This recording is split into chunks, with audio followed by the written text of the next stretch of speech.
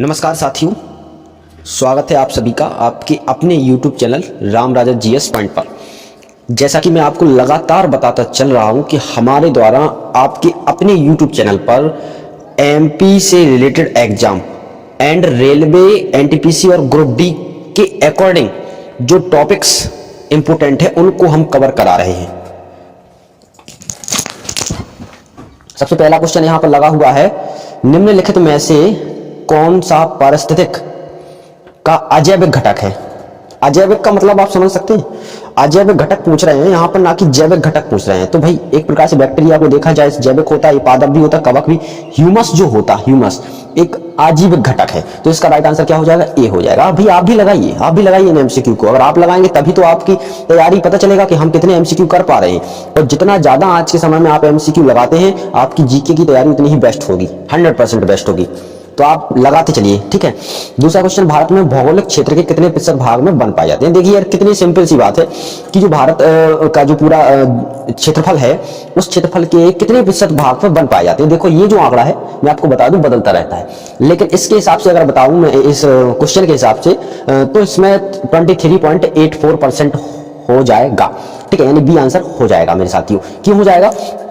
क्योंकि ये पुराना थोड़ा मतलब की क्वेश्चन है, और नए अगर जो वन क्षेत्र की जो रिपोर्ट आती है, जैसे 2019 वाली जो रिपोर्ट आई है, उस रिपोर्ट में अगर देखा जाए तो कुछ आंकड़ा और बड़ा है अभी, ठीक है। तो ये नया है, तो है हमारा। नेक्स्ट क्वेश्चन में पूछा गया, कौन सा स्रोत एक प्रकार से नॉन रिन्यूएबल है, मतलब कि अनवीकरणीय स्रोत है। बहुत इंपॉर्टेंट क्वेश्चन है और जियोग्राफी का एक टॉपिक है, जियोग्राफी का क्वेश्चन है। और उस क्वेश्चन से सीधा नवीकरणीय संसाधन का एक टॉपिक है, उससे सीधा पूछ लिया गया कौन सा स्रोत अनवीकरणीय है। तो अनवीकरणीय मतलब नॉन रिन्यूएबल जो स्रोत है वो देखा जाए जीवाश्म ईंधन है, जीवाश्म ईंधन। बाकी ये जल जो है रिन्यूएबल है, इनको आप बनाते जाते हैं तो ये आगे बढ़ते जाएंगे, ठीक है। ये नॉन रिन्यूएबल है, ठीक है। निम्नलिखित में से कौन सा ऊर्जा का गैर परंपरागत स्रोत है। गैर परंपरागत मतलब परंपरागत स्रोत नहीं है, गैर परंपरागत है। तो आप इस चीज को एक प्रकार से मतलब कि इसका राइट आंसर हो जाएगा वो सी हो जाएगा। ये जो है गैर परंपरागत स्रोत है सौर विकिरण, ठीक है। इसके बाद ये कभी खत्म नहीं होगा, ठीक है। इसके बाद वायुमंडल, ये प्रदूषक गैस है। भाई आप बताओ वायुमंडल में कौन सी गैस प्रदूषक यानी प्रदूषण फैलाती सबसे ज्यादा। तो आप बता सकते हैं, इजी क्वेश्चन है ना। इनमें से जो गैस है वो सल्फर डाइऑक्साइड हो जाएगा, ठीक है इसका आंसर। क्योंकि ऑक्सीजन जो है वो एक प्रकार से हम देख सकते हैं कि जरूरी है, नाइट्रोजन सबसे ज्यादा होती वायुमंडल में। तो इस प्रकार से हम क्वेश्चन को रिलेट कर सकते हैं। पृथ्वी की सतह पर जल, वायु एवं भूमि सहित जीवों का मंडल कहलाता है। भाई ये तो किसको पता नहीं होगा, ये एक प्रकार से देखा जाए तो ये 8 क्लास तक के बच्चों को भी पता होगा ये क्वेश्चन, कि जहां पर जल भी है, वायु भी है, भूमि सहित जीव है, सब कुछ है, तो वो एक प्रकार से जीव मंडल है। क्या है? जीव मंडल कहलाता है। भारत में प्रति व्यक्ति वन क्षेत्र, मतलब अगर एवरेज के हिसाब से लगाएं तो जनसंख्या के अकॉर्डिंग जो वन क्षेत्र का रेशियो लगाते हैं, तो उसमें देखा जाए अगर, तो इसका जो राइट आंसर हो जाएगा 0.06 हेक्टेयर। बहुत नाम मात्र। कितना इंपोर्टेंट क्वेश्चन और कितना सरल क्वेश्चन पूछ लिया। घाना पक्षी विहार स्थित है। भाई घाना जो है वो आपको पता है कि राजस्थान के भरतपुर में आता है। तो आप इजीली क्वेश्चन लगा सकते हैं।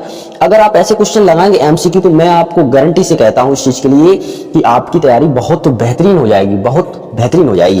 भारत में स्तनधारी जंतुओं की कुल कितनी प्रजातियां पाई जाती है? और मैं आपको बता दूं इसमें 100+ एमसीक्यू है, 100+ एमसीक्यू। बहुत इंपॉर्टेंट सेगमेंट है भाई, ध्यान से इसको लगाते चलना। भारत में स्तनधारी जंतुओं की कुल कितनी प्रजातियां पाई जाती हैं? तो भाई आप बताइए। वैसे आपको पता होना चाहिए कि स्तनधारी प्रजातियां जो हैं वो 390 हैं, और एक किसी किताब में अलग अलग भी हो सकता है, ठीक है। देश में सर्वाधिक राष्ट्रीय उद्यान, भाई ये तो कितना इंपोर्टेंट क्वेश्चन है, इतना इंपोर्टेंट है और बहुत ही आसान है। भाई सबसे ज्यादा नेशनल पार्क किस राज्य में है? अरे आंखें बंद करके बता दीजिए। मध्य प्रदेश में 11 नेशनल पार्क है। कितने इजीली क्वेश्चन है। तो ऐसे क्वेश्चन अगर आप करेंगे, वन्य प्राणियों की सुरक्षा के लिए, ये बहुत इंपॉर्टेंट क्वेश्चन है, एमसी मोस्ट क्वेश्चन है ये। वन प्राणियों की सुरक्षा के लिए भारतीय वन प्राणी सुरक्षा कानून कब लागू हुआ था? तो भाई ये भी इंपॉर्टेंट क्वेश्चन है। ये अगर आपने नेशनल पार्क वगैरह इंडिया के पढ़े हैं या एमपी के नेशनल पार्क वगैरह पढ़े हैं, तो उनमें मैंने ये चर्चा की है कि वन प्राणी सुरक्षा के लिए वन प्राणी सुरक्षा कानून जो है वो 1972 यानी 1972 में लागू हुआ था, ठीक है। एशियाई शेर प्रायः कहाँ देखने को मिलते हैं? भाई एशियाई शेर जो हैं वो देखने को हमको मिलते हैं गिर नेशनल पार्क में। और गिर नेशनल पार्क है कहाँ? तो ये गिर जो नेशनल पार्क है गुजरात में आता है। ठीक है, बाघ से पहले भारतीय का राष्ट्रीय प्राणी किसे माना जाता था? देखिए ये क्वेश्चन आपने कभी पढ़ा नहीं होगा। बाघ से पहले भारत का राष्ट्रीय प्राणी किसे माना जाता था? तो स्वाभाविक सी है, इसका आंसर हो जाएगा सिंह यानी कि शेर को। पहले शेर को माना जाता था, आज के समय में बाघ को मानने लगे। ठीक है, देश का सबसे बड़ा राष्ट्रीय उद्यान हिकिन्स कहां पर है? 3550 वर्ग किलोमीटर में फैला। ये कहां है? तो भाई आप बता दीजिए। ये जो है देश का सबसे बड़ा जो नेशनल पार्क है वो जम्मू कश्मीर में आता है। ठीक है, इसका हेमस हाई के नाम से कुछ चलता है नाम, तो याद रखिएगा आप। ठीक है ना। इसके बाद अगर हम नेक्स्ट क्वेश्चन देखें, देश का सबसे छोटा राष्ट्रीय उद्यान साउथ बटन 0.03 वर्ग किलोमीटर का है। अब साउथ बटन से आप समझ सकते हैं, साउथ बटन जो जगह है वो अंडमान निकोबार में आती है। तो ये सबसे छोटा अंडमान निकोबार जिले में आता है, अंडमान जिले में आता है। वनों को नष्ट करने का कुप्रभाव पड़ता है। भाई अगर आप वन को नष्ट कर दें तो हमें प्रभाव क्या पड़ेगा?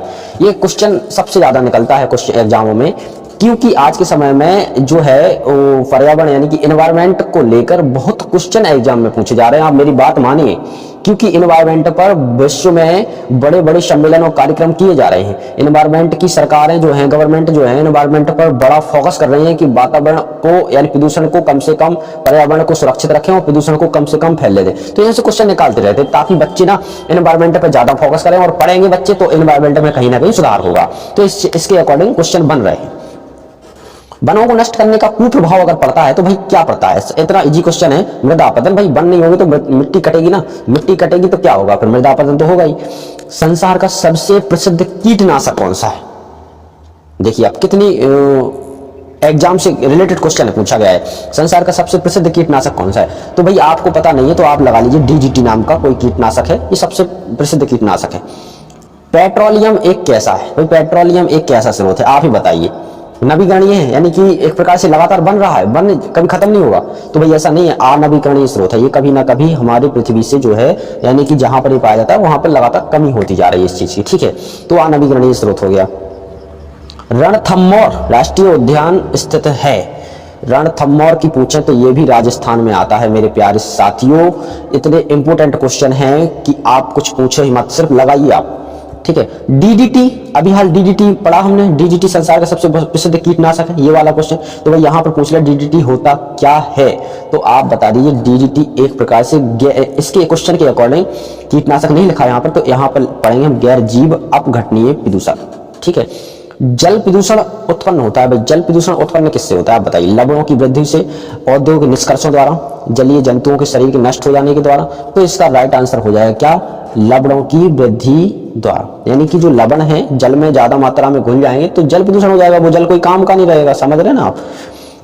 निम्नलिखित में से कौन सा अवसादी प्रकार के पोषक चक्र का एक प्रकार से देखा जाए तो उदाहरण है?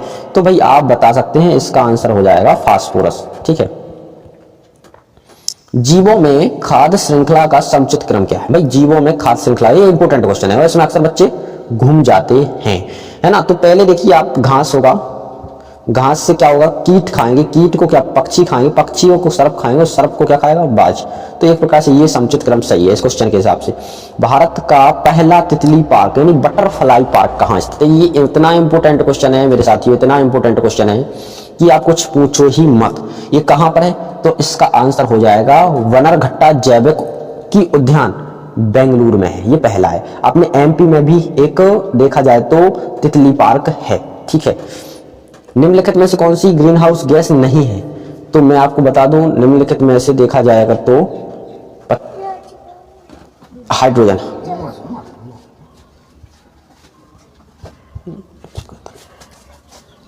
नेक्स्ट क्वेश्चन देखते हैं। नेक्स्ट क्वेश्चन कहता है, भारतीय वन्य जीवन के संदर्भ में उड्डयन बुलबुल यानी फ्लाइंग फॉक्स क्या कहलाता है? मतलब ऐसा कौन सा जानवर है जो फ्लाइंग फॉक्स कहलाता है? तो इतना इजी क्वेश्चन है, मैं आपको बता दूं, इसका जो राइट आंसर हो जाएगा वो है गिद्ध। इसको कहते हैं क्या? Flying fox.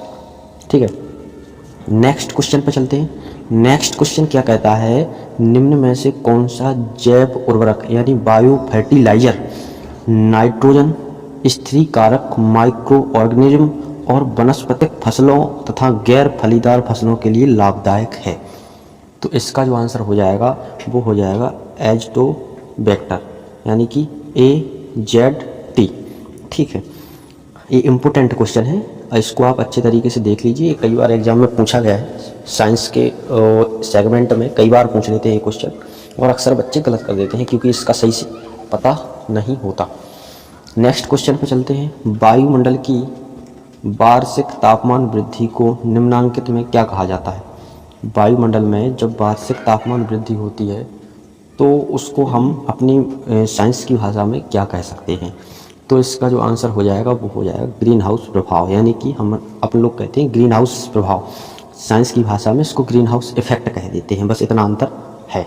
ठीक है, भारत में सर्वप्रथम स्थापित राष्ट्रीय उद्यान निम्नलिखित में से कौन सा है?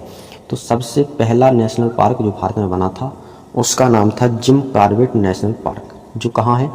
उत्तराखंड में आता है। ठीक है, इसके बाद नेक्स्ट क्वेश्चन, जैव सुरक्षा बायो सेफ्टी का कार्टेजेना प्रोटोकॉल निम्नलिखित में से केंद्रीय मंत्रालयों में से कौन कार्यान्वित करता है?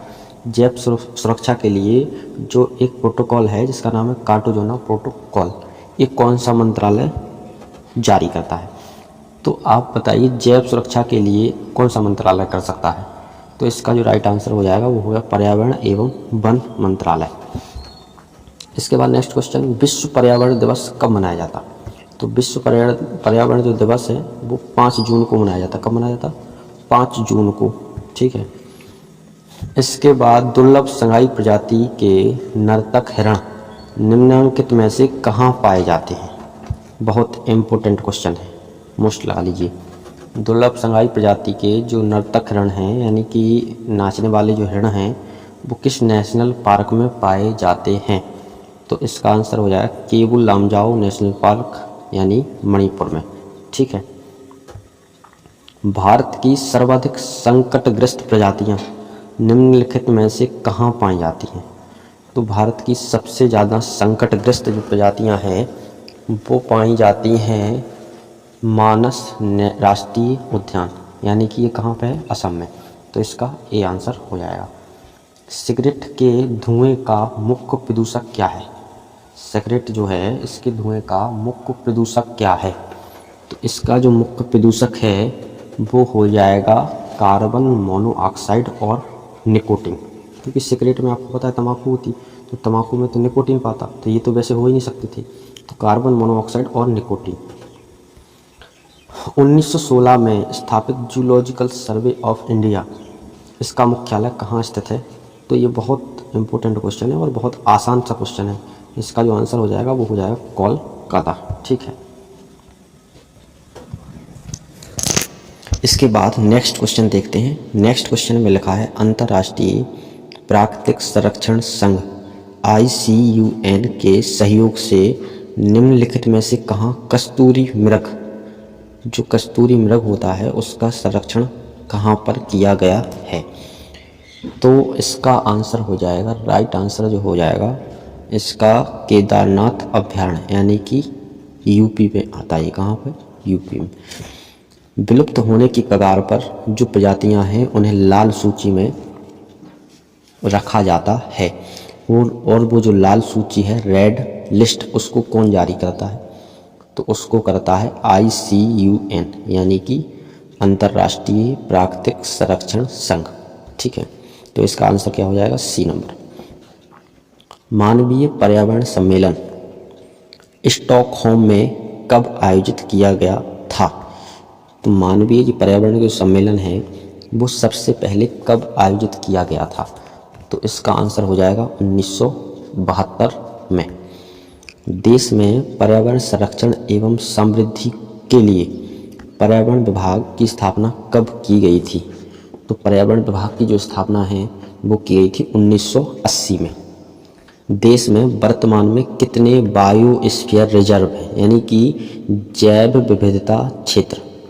जैव विविधता क्षेत्र, तो जैव विविधता क्षेत्र में अगर आपको बता दें कि इसमें अभी कुछ बड़े हुए हैं, इसीलिए ये पुराना डाटा है। 12 आते हैं इस क्वेश्चन के हिसाब से, लेकिन 1 या 2 बायोस्फीयर रिजर्व बढ़ा दिए गए हैं। ठीक है, मानस वायुमंडल रिजर्व किस राज्य में है? तो अब मानस नेशनल पार्क कहाँ है? मानस नेशनल पार्क असम में है, तो इसका आंसर हो जाएगा मानस वायुमंडल रिजर्व भी कहाँ है? असम में है। भारत में सर्वाधिक वन वाला राज्य कौन सा है? तो इसका तो आंसर है मध्य प्रदेश। ठीक है, 1972 के ईस्वी के वन्य प्राणी संरक्षण अधिनियम के तहत कितने प्राणियों की पहचान की गई थी जो प्राकृतिक असंतुलन के कारण विलुप्त होने की कगार पर थे? तो इसका आंसर हो जाएगा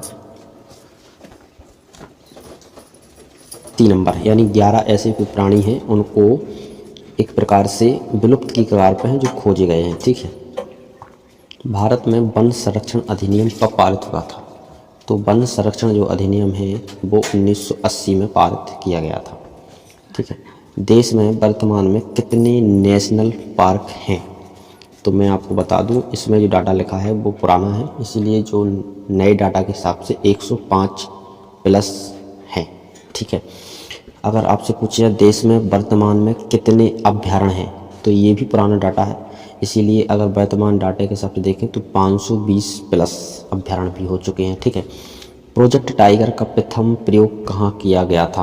प्रोजेक्ट जो टाइगर रखने का जो प्रोजेक्ट है वो सबसे पहले किस नेशनल पार्क में किया गया था? तो Jim Corbett national park Uttarakhand में। ठीक है, देश में वर्तमान समय में कितने बाघ रिजर्व हैं, बाघ के लिए आरक्षित एरिया?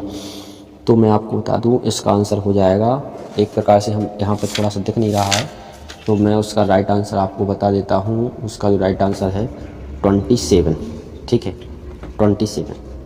इसके बाद नेक्स्ट क्वेश्चन जो है इसमें लिखा है world wide fund nature WWF द्वारा आंकड़ों के अनुसार विश्व में हाथियों की कुल कितनी संख्या है? तो विश्व में कुल हाथियों की जो संख्या है वो देखा जाएगा तो इसके हिसाब से देखा जाए, इस आंकड़े के हिसाब से, तो इस आंकड़े के हिसाब से जो आता है इसका आंसर हो जाएगा 40,000, है ना। इसके बाद नेक्स्ट क्वेश्चन, हाथियों की सर्वाधिक प्राप्त वाला है, हाथियों वाला सबसे बड़ा देश कौन सा है जिसमें सबसे ज़्यादा हाथी पाए जाते हैं? तो इसका आंसर हो जाएगा, हाथियों में सबसे ज़्यादा जो हाथी हैं वो पाए जाते हैं जिम्बाब्वे में। इसका B नंबर लगा लीजिएगा। ठीक है, उसके बाद बांदीपुर अभयारण्य किस राज्य में स्थित है? तो बांदीपुर अभयारण्य जो है वो कर्नाटक राज्य में स्थित है। तो ये 50 इंपॉर्टेंट क्वेश्चन मैंने इस वीडियो में कराए हैं। इसके बाद इसका दूसरा टॉपिक आएगा, उसमें 50 करा देंगे। ठीक है, धन्यवाद। आपसे रिक्वेस्ट है कि इस वीडियो को अंत तक जरूर देखें।